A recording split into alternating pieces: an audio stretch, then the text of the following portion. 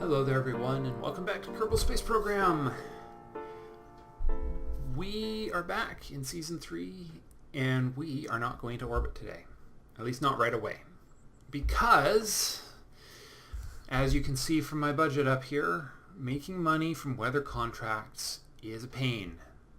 That change from last episode is a result of 2 contract flights, which earned me about 6,000 at most.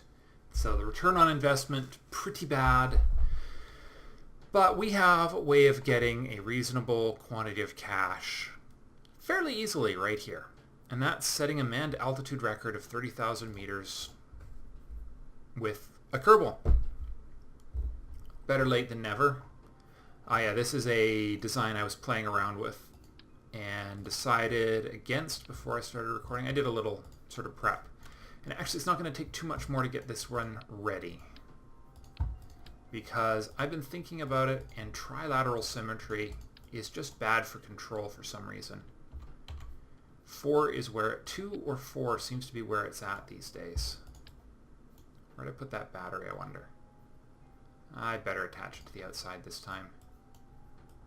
What did I do with my battery? There it is. Boy, these ghosted things are sure hard to see, aren't they? There we go. Okay. So this is the Quick Kerbal Flyer. And we are going to send it to 30,000 meters and bring it back. Did I remember parachutes? I didn't remember staging. I didn't check my staging. I always forget to check my staging before heading to the launch pad. Ooh, excuse me. It's been a busy day.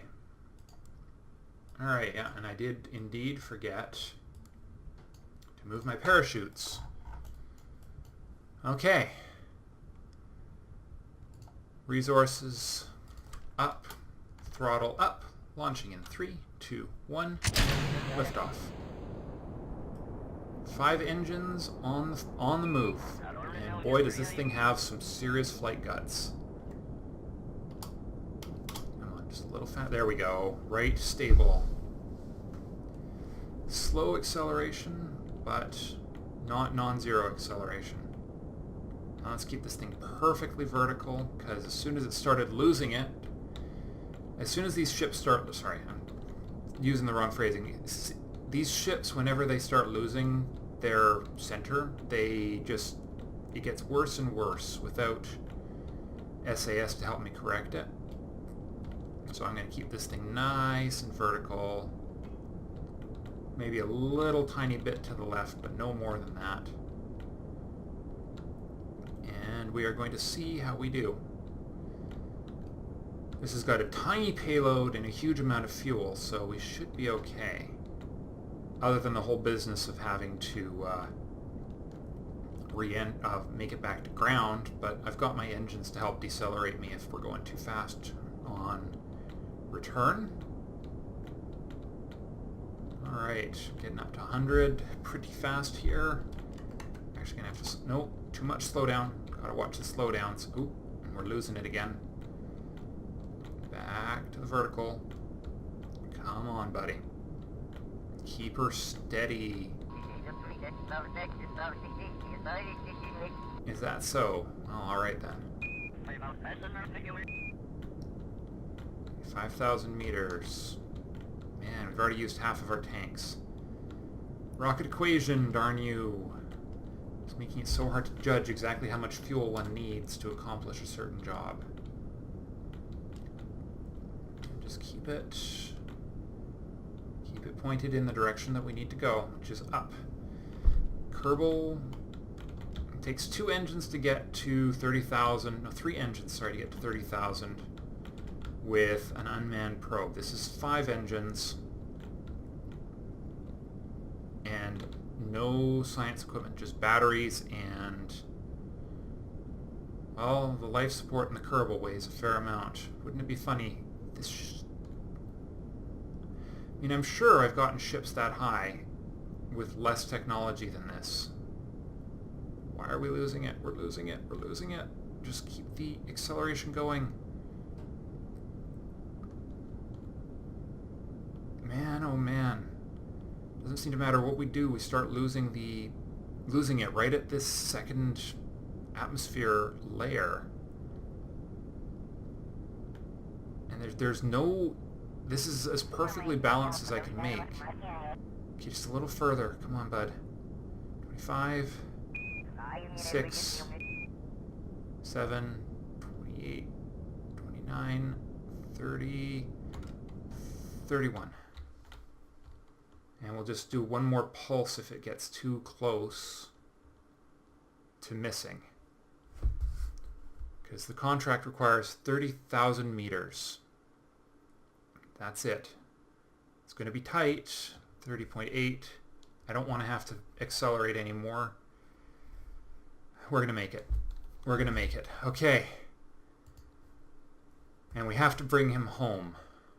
All right, step 1 is done. Now we need to get home. 5, 6, 7, and 30.8. Not even. Okay, going down, Jeb. Glad you're having fun, man. Because this is the unnerving part coming up. I see 4 parachutes, a tiny bit of fuel left. We really need these engines intact. They're expensive. The few engines are, if I'm going to get a reasonable return on my investment here, I need those engines intact. Okay, there's no point in deploying the parachutes before we actually start slowing down, I've found. Oh, alright. He doesn't sound... No. Yes, we're going faster, aren't we? We're okay. We're okay. Start slowing down. Slow down. Come on. Please. Man, we're going 500. Almost. There we go. There we go. We've hit the... There's the point where we hit the speed limit. The speed of the atmosphere. All right, so we're dropping very nicely now. Okay, we need to get some drag going here. 4 parachutes. Come on, turn it over. Turn the ship over. There we go. Lovely. Lots of capacity to lower this, to bring this thing the rest of the way down. Lots and lots and lots. All right, Mr. Jebediah Kerman. All you have to do now is pulse those engines when we get close to the ground and make a beautiful landing. And we will be in marginally better financial shape. The real big money is still going to be from getting ourselves into orbit, but... And it's really funny that I'm contemplating a... there we go, perfect. It's really funny that I'm contemplating a polar orbit for my first orbit, you know. But that might very well be, with the luck I had with the science on that previous flight with the graviolis, it might very well be the most sensible thing to do. Okay, 200... We'll start it at 100 meters elevation. Or even right there. 0, 8.9, 7, 6.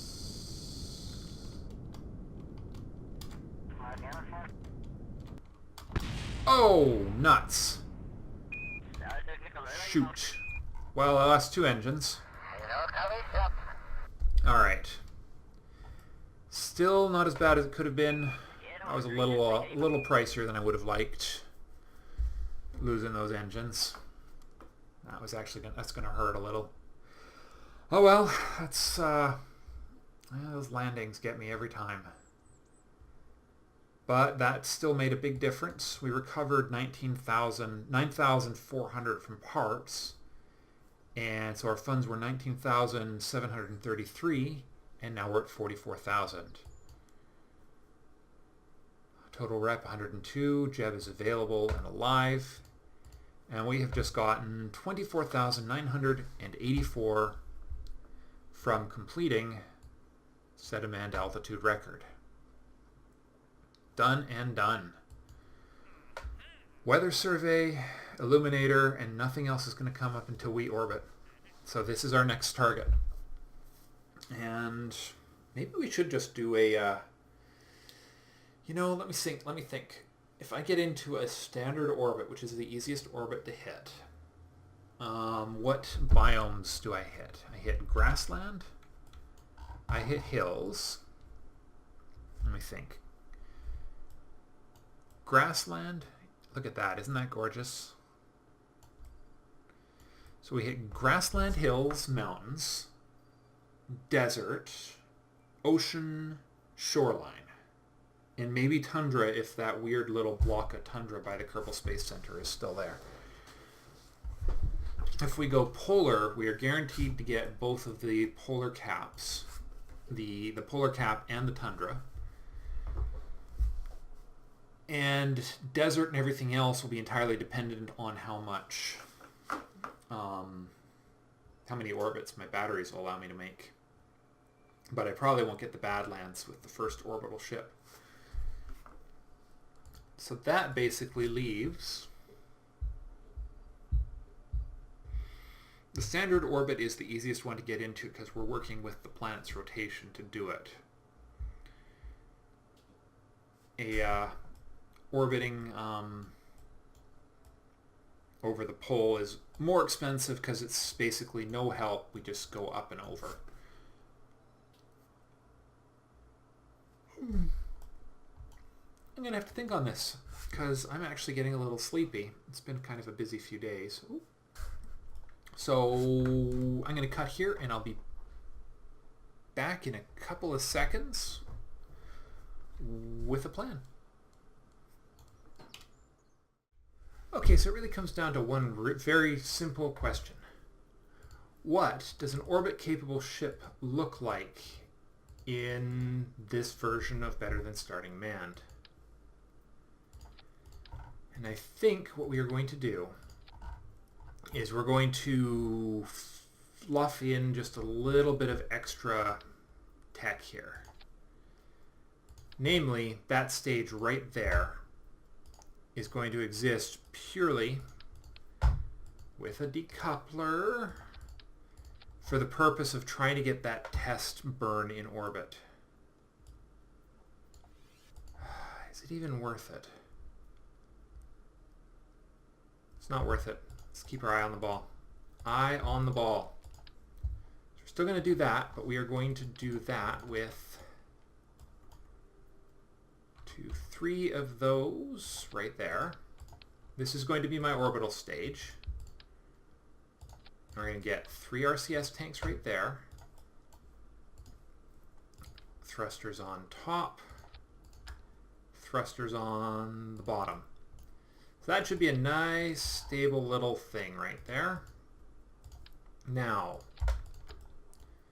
it's going to take a minimum of 6 of these because the last flight took 6, right? So it's either going to take 6 or 6 with a third more fuel. We could do that.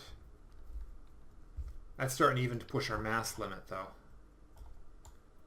Now, what do we need on here? Because we need science. We need to actually get technology from this. Like we can't just do this flight for the sake of doing the flight, and that is indeed going to be too much. So we have to do it with this setup like this, which we should be able to pull off. These 6 engines should be able to get things up to the height we need to go to. I think. We don't want, we really just don't want the extra fins on that stage. What we do need are batteries. We're going to get 2 sets of batteries like that. That's 6 batteries. That's the same amount we had on the Gravioli flight that got us 4 solid scans if you count the one I sent by accident. Okay. Now then, with the remaining cache, we're going to get 1 communicatron. And here's the trick for getting them on top. You put that right like that. So basically, so the 3 merge together and look like 1. It has to be right on. This will just tide us over until we get... having a little trouble. There we are. That's as good as it's going to get. Nah, you know what? No, we're We're going to go for stability today, which means, because we're trying to orbit, so that immediately means trouble. 3 of those. We're not talking a lot of mass now, so stability goes a lot further than mass. I think that'll do it. So this will be called the Orbiter Mark 1. All right. Let's see. Now then, we'll get those on there. Engines, staging. We need the staging to happen at the same time as these 4 engines fire. 61-ton mass of this ship. Yeah, with no lateral... Do I really need 3 tanks of RCS? How much does that account for? 61.12, 60.37.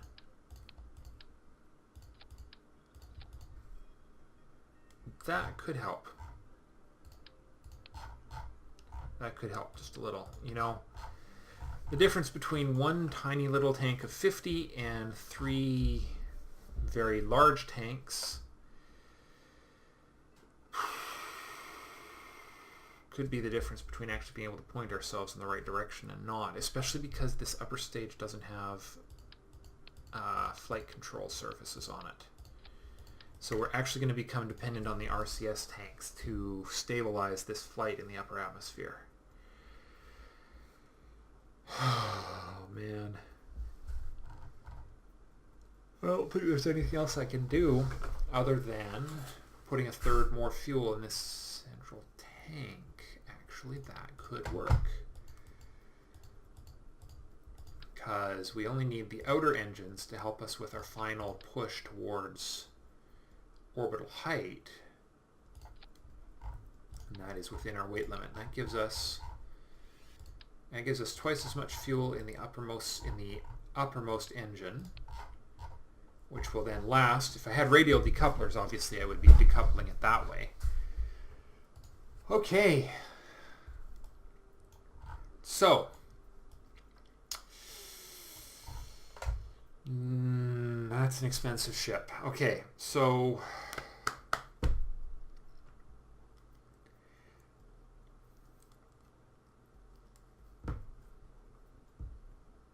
we're going to fly. This is going to be a test flight. I declare that this flight right here is a test and thus will be reverted no matter how well it goes.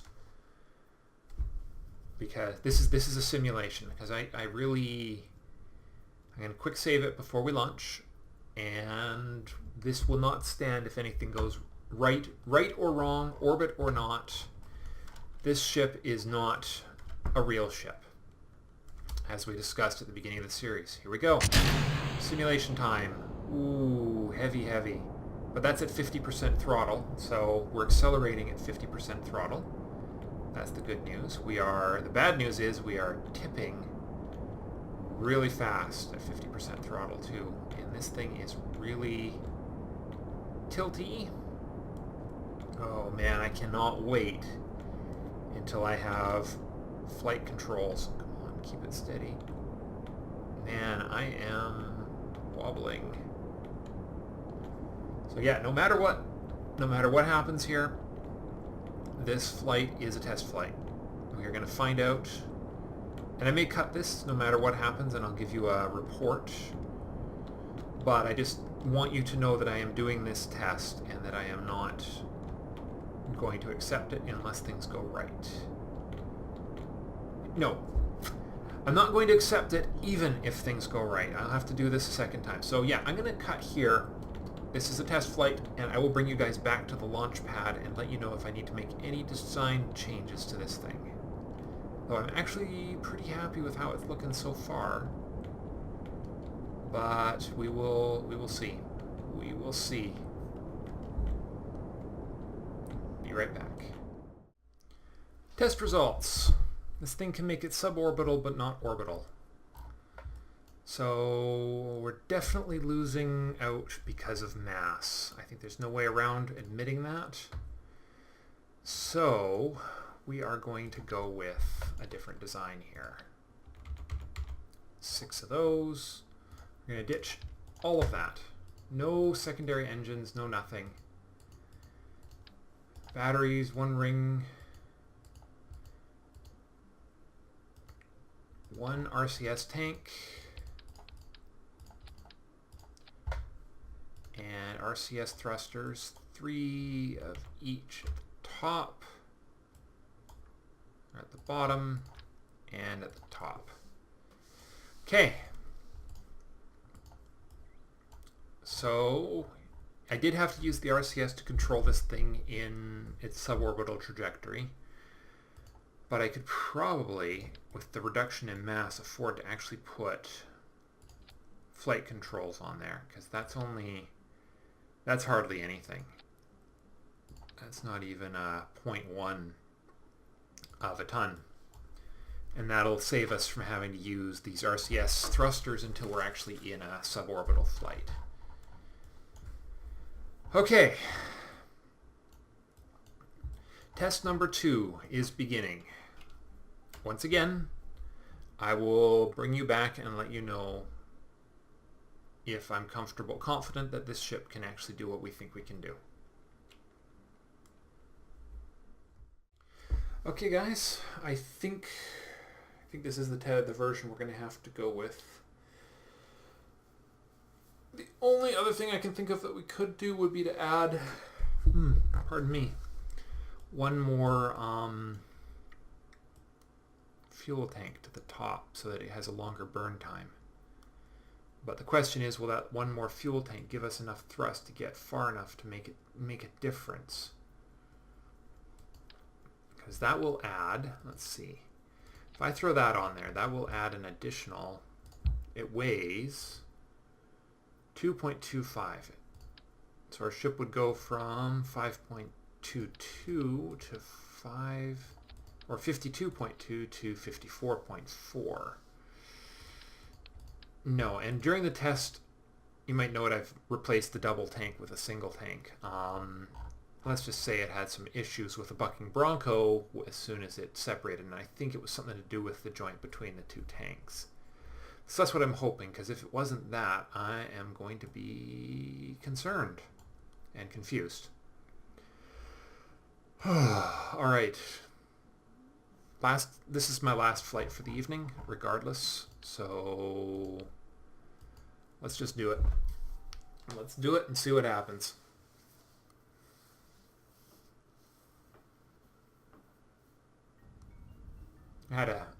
Definitely been some hiccups. This is the stage of the game that caused me grief in the previous series too. You know, there is one other thing we could do. One other thing we could try. Heck, let's try it. Let's try it. You know what? We've spent more than enough time fiddling around with various designs here. No, actually I did that wrong. We need those there. We need... Can we squeeze a 3rd more fuel into the lower stage? Okay, first things first, we need it in the center. Alright, we'll put it on one of these. Put it on that one, pull it off. Put that right there. Put 6 of those back on.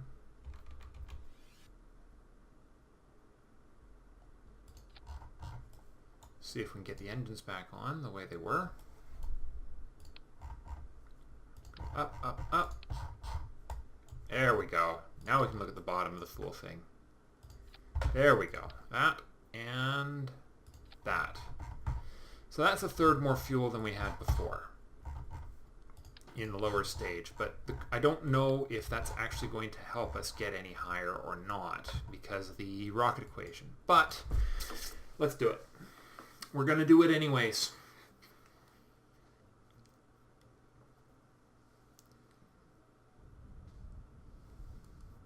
Hopefully by having the lower stage lift a lighter payload, which that low upper payload is quite light. It's a very little payload up there. Alright, so here we go. Launching in 3, 2, 1. There we go. Alright, so we had a bit of a failure on initial. Takes a tiny bit more fuel to get the initial boost going here. Let's get it up to about 60 before we start decelerating this time. Of course, the flight fins aren't exactly in the right place this time, which is a minor problem. Very minor, though. Alright. Starting my slow deceleration ticks here. Watching our speed carefully. There we go. This terminal velocity is bad. Okay. So my biggest concern is this ship getting top heavy. There's actually one advantage to the smaller, more stubby design that we had before, but it was a lot heavier. Okay. Let's see what we got here. Picking up speed quite nicely. Actually, this looks a little better than my previous flight. Slowing down again, because we're a little higher than we were at 50% of our tanks last time. Which is what one would hope, having put a third more fuel on the thing. I can't actually fit a full ring of the big tanks on there, a second full ring under the weight limits currently. Okay, we're almost to 10,000. We're about to start our turn, and we still have fuel in the main engine stack, which is good. Good, good, good. Now the hard part, of course, is going to be keeping this thing stable. So we're going to do this very slowly. We don't want momentum at all. We just want a nice gentle rotation. Gently. Yeah, this will give us... This is working well. This is probably the best ship we could design under our current tech. Okay. So we want this to run out just as we're getting to the point where the fins won't work anymore, which means we can actually take those fins off the upper stage during the next flight and save ourselves a bit more. Okay, we need to get to 45 now. Going, going, going. More or less. Okay, but we don't want to go any faster, any further, because if we lose it, we're going to need to turn on our RCS. If we turn on our RCS, we risk running out of gas on that very fast. Okay, but this is much better. We're already at a 45-kilometer peri-apoapsis, and we haven't even gotten rid of our upper tanks, or our lower tanks yet. Alright, and we officially have no atmospheric control, but that's okay, because it's actually in a pretty good place right now. Our final boost. RCS on. Need just a tiny bit. Push it up just a little higher. So we're going to push it up to 75, and then kill it. And we are going to have a full bloody tank of gas to do our final burn. Look at that. 75 should do, don't you think? Yeah, we'll go a little higher. No reason not to. 80. Alright, in full horizontal now. Now at 1 minute. Now I have no SAS on here, so it's all me controlling this thing. Now hopefully I can use the fine controls, which will be much more controlled by us. Okay, full throttle. This is it. This is our orbital burn. If this works, we are laughing... Oh, right. Not full throttle, because we're using crappy engines that can't even do full throttle in space. But nearly full throttle we can do. Okay. 400. We got a lot more periapsis to recover here.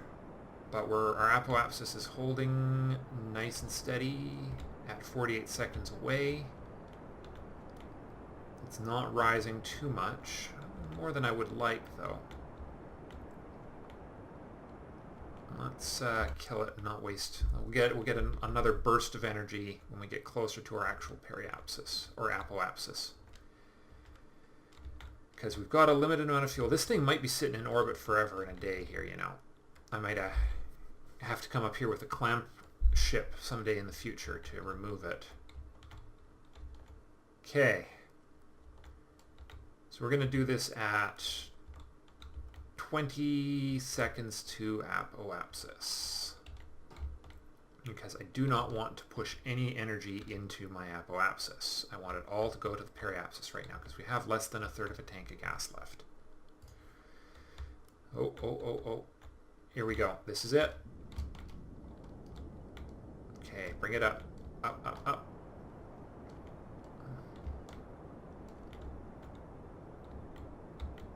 Alright, we're just passing our apoapsis. Come on. Come on, periapsis. Up. This is so close. 30, 40. Are we? We're in orbit! Yes! We did it, and we have just enough fuel left to get this thing out of orbit, too. How cool is that? Okay. Engines disabled until we're ready. It's a trick that I was taught recently by Mr. Pfister in Flyer's Ed. That will keep my clumsy fingers from actually doing terrible things to our ship. We can turn the RCS off too because we don't need any flight control or anything. All we need to do is look down at the beautiful planet we are over, right-click on our gravity data, and log it and see if we have any science left from it. No. Okay, we are there. We have completed our get to orbit contract, and that's another that's a nice $52,000 for us, minus the cost of flying this ship, which I'll have to check before we when we get back to Kerbal. We can get rid of that. Now we just need to make use of this thing being in orbit and hope. Okay, log gravity data. 0.3 science. Is that worth it? No, it's not. We'll make do. We'll make do. We're gonna have to grab something else. Grasslands, which we have.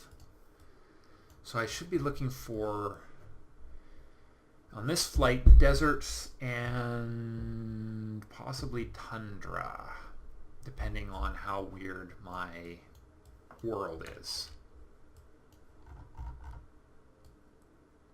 But how about, rather than you guys sitting here watching me derp around with this, I do a little time acceleration. Actually, I could just do a little time acceleration because we're over a bloody huge ocean right now. So here comes. We've got lots of juice left in the battery power. Alright, slow it down as we come across this. Shores. Yeah, nothing valuable from shores. Grasslands, we're okay. It's almost a circular orbit, too. It's only got a 5,000 meter difference. Oh, you saw that? Dang it. There was a tundra there. Well, hopefully got enough juice left for one more orbit and we grab it on the way by. That's what I get for watching water,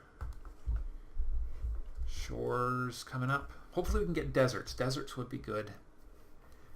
Tundra would be even better. 2 science ticks from this flight would be pretty much ideal. And that looks like some desert right there. Grasslands, shores. Ship's not under acceleration. What are you talking about? Or is that... Those are cities, aren't they? Not deserts. That's cool. Okay, coming over the shores again. Yeah, I really should cut you guys out here. Shoreline and grassline, because I need to watch. So give me a second and I'll let you know what I get when we're ready to deorbit this guy. Alright guys, I've made a full orbit. The tundra, everything I've seen of what I can see of the tundra, it's got to be a glitch. Like, that is just not right. So I didn't get it. I never managed to slow down the game fast enough to grab it anyways. So I got deserts, and just because that's all I actually crossed that was new, I got my shores as well and got rid of that. So, just like in the last series, I think, depending on what the contracts say, my next move is going to be a polar orbit in terms of science. Okay. We are not coming back alive. Let's take that apoapsis down into the atmosphere, nice and low. Piece of cake. That thing is crashing. Let's watch it happen. Sure looks pretty with the clouds actually casting shadows, doesn't it? We're going down. Of course, you know, this thing could actually, since it's impacting the planet, this thing will take care of itself. We don't need to watch it crash. Space Center. Oh, right. But I committed myself to reentry, so no, we're stuck. We're stuck with it if we're going to get rid of this ship.